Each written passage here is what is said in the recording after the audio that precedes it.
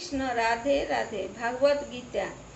অর্জুন কহিলেন, নারায়ণে জিজ্ঞাসিলা পার্থ মহারথী, কি প্রকার ব্রহ্মসখা কিবা তার রীতি?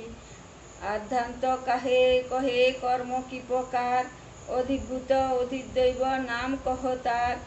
পরিআত্মা যোগীগণ কিভাবে তোমারে, অন্তিমে পুরুষোত্তম জানিবারে পারে। শ্রী ভগবান কহিলেন, পরম অক্ষর ব্রহ্ম জানিবে নিশ্চয়, দেবোদ্দেশে কর্মত্যাগ করো ধনঞ্জয়। নশ্বর পার্থভূতে করি অধিকার, অধিভূত নাম ভবে হয় সদা তার। যজ্ঞরূপে দেহে যদি করো অবস্থান, অধিযজ্ঞ নাম হয় সুনমতিমান। মৃত্যুকালে কেউ যদি শরণ নারায়ণে, হরি হরি বলি যদি ত্যাগে সে জীবন, অন্তিমে পরম গতি তিনি প্রাপ্ত হন।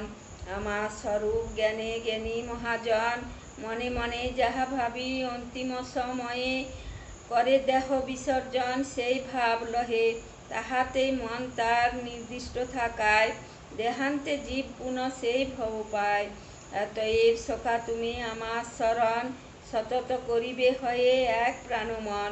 স্বধর্মের অনুষ্ঠান করো মনে প্রাণে, বিপক্ষে বিজয় করো পবশিয়া রণে।